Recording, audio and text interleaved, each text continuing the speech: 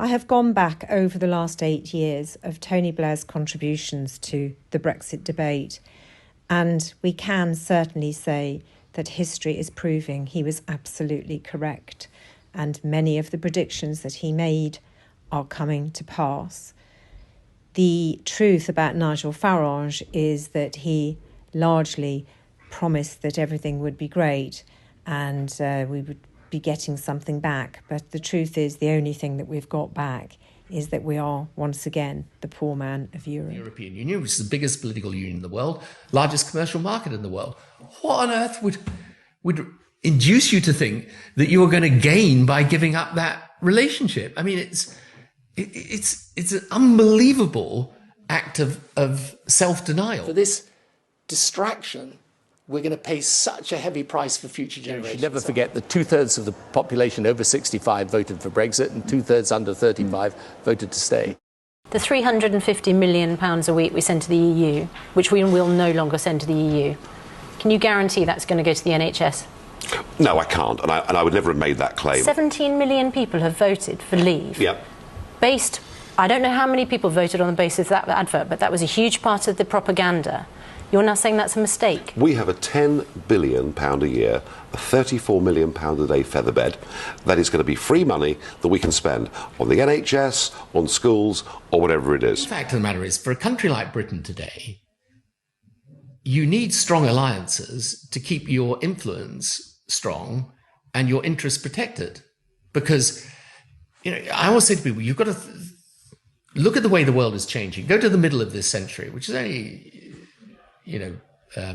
3 decades away. So by the time my grandchildren are the age of my kids are now, that world in the middle of this century is going to have 3 giants. It's going to have America, China, probably India. Because these are large population countries. In the case of America, huge economy, huge amount of military power. These 3 giants are going to be much bigger and more powerful than country number 4, which could be any one of the tall countries, large population countries, but not nearly as large as China or India, Indonesia, Brazil, Japan, Mexico. And then you're going to have the medium-sized countries. So a country like Indonesia is a population 3 times the size of Germany's. You're going to have the medium-sized. We're going to be Germany, Italy, France, Britain. Right, okay. In this world, if the medium-sized aren't banding together, the giants are going to sit in us. I mean, that's just the reality.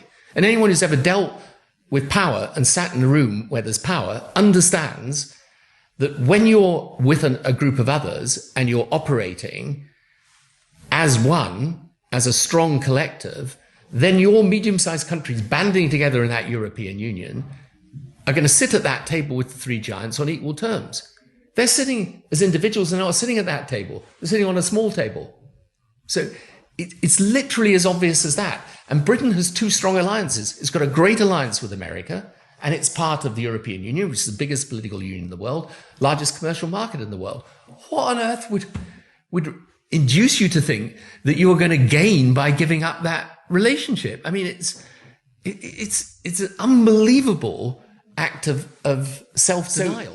So for me, it's just a very simple thing. Power is power. And if you want, if you have the European Union, for example, there's going to be a huge issue as to how relations with China develop, because the rise of China is now a fact. Okay, when I was first in politics, it was you put it in your speech, and China is going to be rising.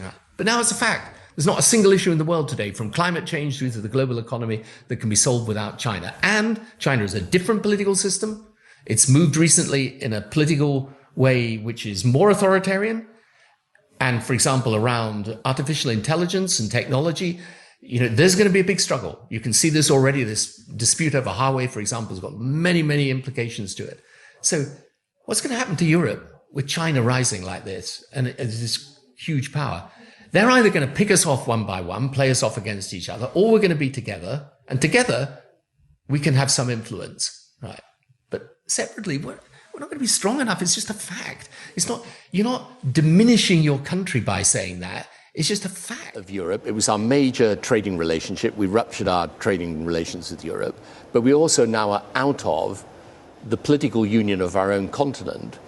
And in a world where it's going to be dominated by America, by China, possibly in time India. Those will be the three giants of world politics. You're going to find round the world people coming together in regional blocks in order to be able to sit at the same table as the giants. Right? You can see this happening all over the world. So for Britain to be absent from Europe is a real problem for us. However, having left it, getting back in is a tricky, tricky negotiation. There's an economic aspect. I think there are certain things that can move us closer with Europe without going back into the European bloc. But then I think there's a question of the political dimension to this. And there is a suggestion that we build a broader European political community. President Macron's talked about this. And Britain, I think, can play a part there. And in areas like defence or energy or science and innovation, you know, we can build those blocks of cooperation with Europe that move us closer. Whether we get to a stage where Britain rejoins the European Union, I think that's for a future time. But you know, you should never forget that 2/3 of the population over 65 voted for Brexit and 2/3 under 35 voted to stay. Let me just tell you, sir, and your colleagues, you sit with our country's flag, you do not represent our country's interests.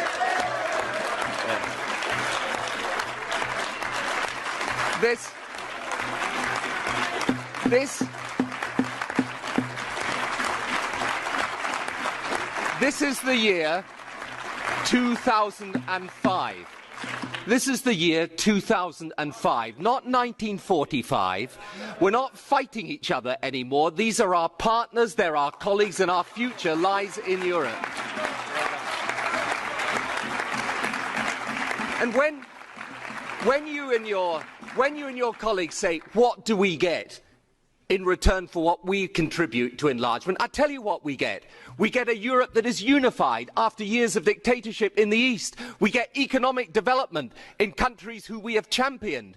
We get a future reform that allows us, once and for all, to put an end to discussion about rebates, common agricultural policy, and get a proper reform budget for Europe. That's what we get if we have the vision to seize that opportunity.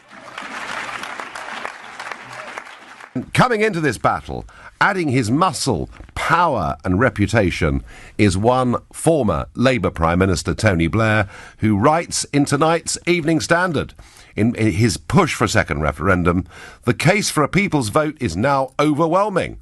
The real betrayal of the country would be in refusing it. And he goes on to say, this solution is the only route to salvation. Blair the preacher, back again. What do we expect? He says, as for Labour, its members are massively in favour of a people's vote.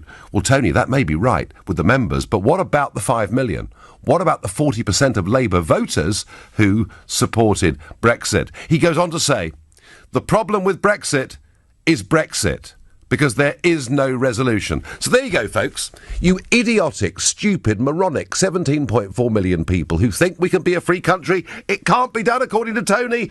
There is no resolution. And in fact, I heard much the same thing from Alistair Campbell this morning when I had the privilege of sharing the couch with him on Piers Morgan's show. So that is what Tony Blair is telling us. What an extraordinary use of the word betrayal. What an amazing twisting of the English language. Surely the real betrayal would be to ignore the wishes and the will of 17.4 million people in the greatest democratic exercise in the history of this country. Where people in 20, 30 years' time turn around and say, well, what the hell were you doing? Why weren't you were Prime Minister for 10 years. You weren't telling people this was a bad idea. It's such a bad idea. I mean, I wake up every morning with this Brexit thing. Sometimes in despair, sometimes in rage, and sometimes just thinking, what do we have to do? Because it's a profound historical mistake for the country. It solves nothing. It isolates us in a world where we need to be engaged. And it's not just about the economy. It's about, you know, I want my children and grandchildren to grow up feeling that, of course, they're primarily British, but they're also part of the European identity. And what's wrong with that? It's a great thing. You know, you look at European culture, values, history, geography, we're linked together. And then we are separating ourselves. And for what? You know, for this myth that Europe controls what we do. And look at all these promises Boris Johnson's making on the health service, on education, on law and order, on spending, an end to austerity. Which one of those promises depends on leaving Europe? None of them. We make our decisions not in Brussels, but in Britain. And this is what's so crazy. But this is an issue for the country I feel so strongly on. Maybe it's because I've now got grandchildren. For this distraction, we're going to pay such a heavy price for future generations. Why are we doing it? We're not doing it to satisfy them, and it obviously doesn't satisfy people like me. And the reason the government is in this position, it's really important we understand this. All the way through, the problem has been very simple. For 4.5 decades, Britain has been trading in Europe. You've grown up with these intricate supply chains for manufacturing industry. You've got a financial service sector that allows us to be outside the euro, but still the financial centre for the euro. You've got all sorts of things like cheap air travel, mobile telephony. All of these things have developed as part of Europe's single market. So the problem for the government... English in particular have never been ruled by anybody else. Yes, but, and not by the way now, I would say, but if you take the Brexit argument, they want to get out of all those rules. So your dilemma is this. You either get out of the single market, in which case you're going to do economic damage, at least in the short and medium term. That's the painful Brexit. But if you don't, and you do what Theresa May wants, which is stay tied to Europe's rules, this is what the Chequers document says, then you're in a pointless Brexit. So your choice is between painful and pointless. And that's the reason why we've had a problem all the way through. I'm sceptical that people are going to be really angry if you say to them, look, we now know this is much more complicated than we ever thought. Here are the options. Take a decision. But secondly, the Brexiteers, the people who believe in a different vision for Britain, of which Brexit really is just the stepping stone to get to that different vision, they haven't won this battle either. And the risk is what we do as a country, and this is the real triumph of the elite, funnily enough, is if the system kind of says, look, we voted to leave, leaving's really a pretty bad idea, so let's do this halfway house, kind of half in, half out, accept the rules, but you leave the political structures. The irony is that is the solution where a majority of the population for sure is going to say we don't want that, because people like me will say, well, this is pointless, and the true Brexiteers will cry betrayal. So the whole, the fallacy in Theresa May's approach, and I stress all the time, I think she comes at this from a completely well-intentioned viewpoint, right? She's trying to do her best for the country in really difficult circumstances. I appreciate that.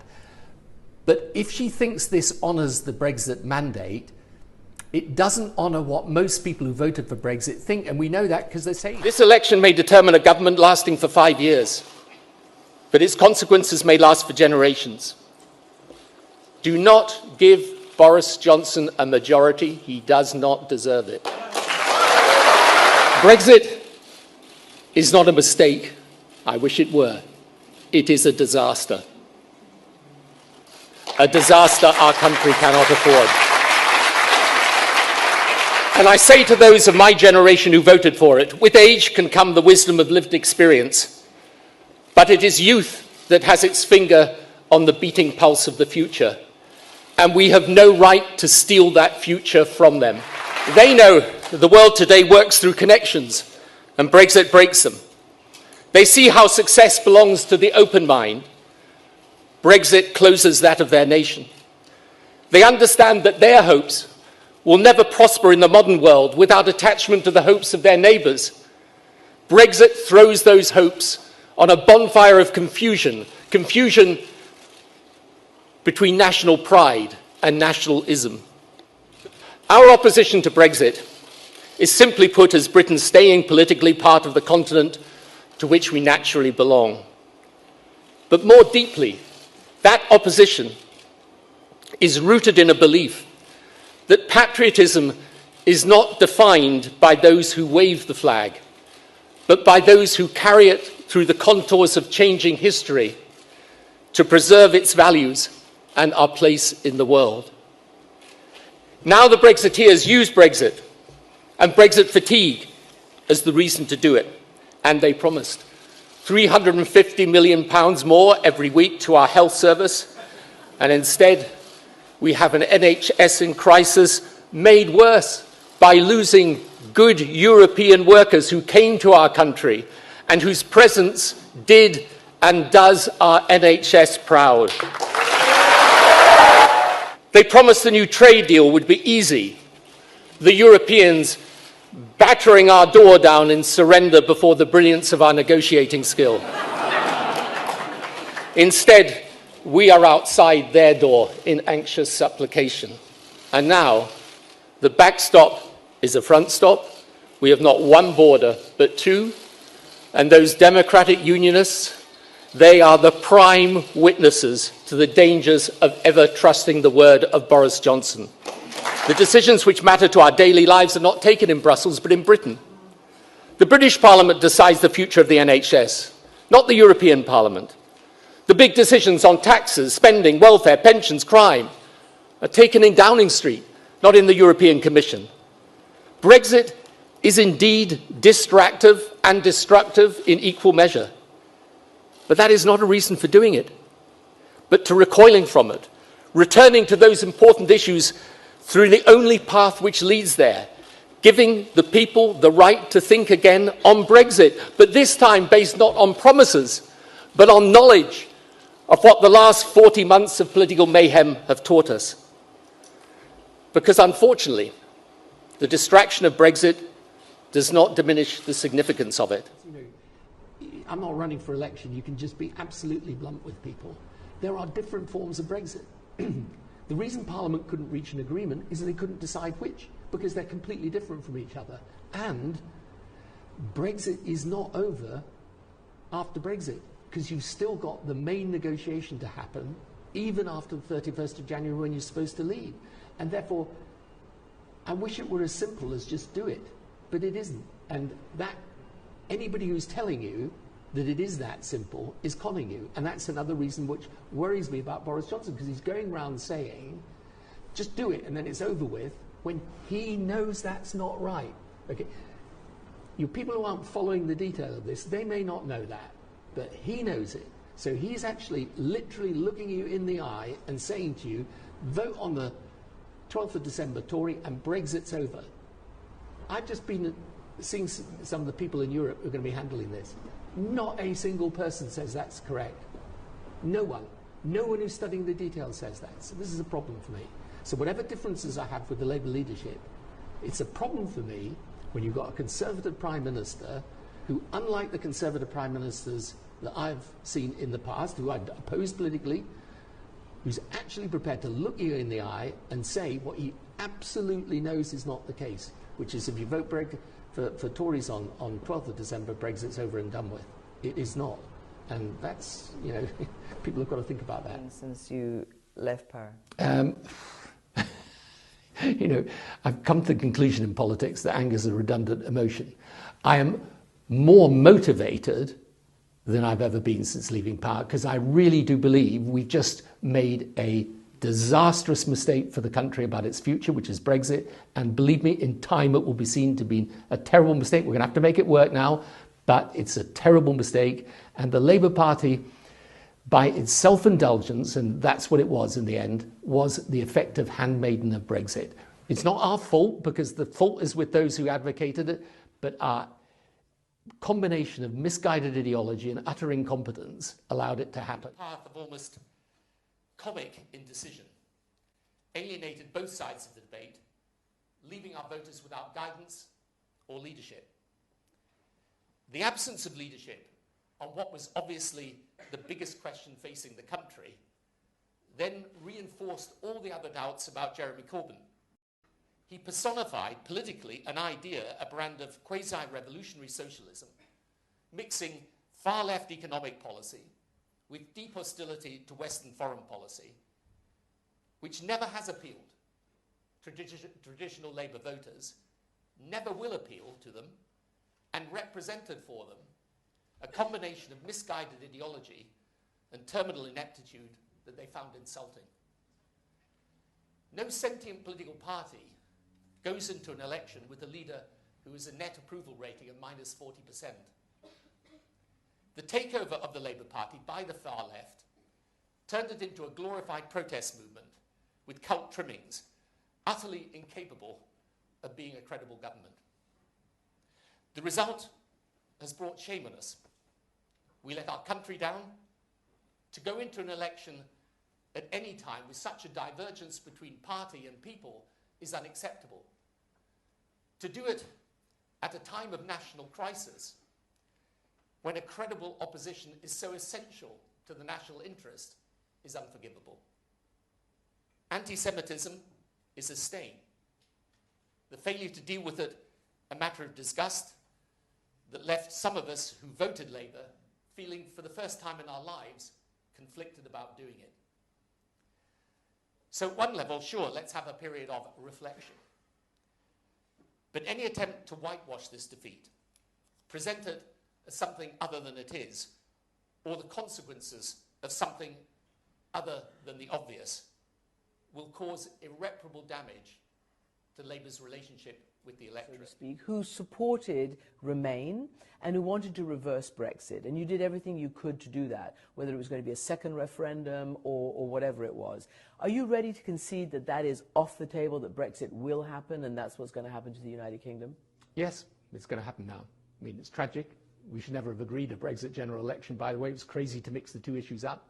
We should have had a decision by the British people on Brexit, self-standing as a decision, but we didn't. One of the many mistakes the Labour Party made was to agree a Brexit general election. It's now decided the government has a majority to do Brexit, which will happen at the end of January. It's then going to be a very difficult negotiation, but, you know, it's now important that we accept it will happen and try and make it work as best we can. So you have talked about the future of Britain basically revolving around three revolutions: Brexit, technology, and climate. Can you sum up what you mean and what you mean by revolutions? So we're living through a period of time in the UK when you have these massive changes happening. Brexit, you know, the decision's over. Whether it's right or wrong, that's done with. But it's a decision of consequence because half of our trade is with Europe. It's part of our continent. You know, we can change our politics in respect of Europe. We can't change our interests or geography. So Brexit is a huge change. We don't have a plan to deal with it. Secondly, you've got... They would say you do have a plan, or they have a plan, but you say they don't. Well, they don't really. No, we don't have a new trade relationship in place with Europe. We haven't decided what areas we want to concentrate upon in Europe. Our relationship with Europe at the moment is very scratchy and difficult. We haven't resolved even Northern Ireland. So I don't think they do have a plan for Brexit. Then you've got a climate ambition that's enormous. It's the right ambition. But, you know, just to give you an example, it means we're going to have to quadruple the rate at which we build renewable energy in the UK. You're going to be changing all the fossil fuel cars into electric vehicles, changing all the gas boilers with heat pumps. This is massive. We have a plan there, but I don't think it's nearly adequate. And then you've got the technology revolution, which is going to change everything in our world, and where the real political debate should be not between old-style left and right, but how do you harness this revolution to reform things like healthcare, education, law and order, defence, the whole works, never mind how business operates. So my point is, you've got three revolutions, no plan for the future. For Britain, what this means is, if we don't get such a plan and pursue it, we're going to relegate ourselves from the Premier League of countries. I fell out with Blair over Iraq, but we bonded again over Brexit and the need for Britain to be in the EU.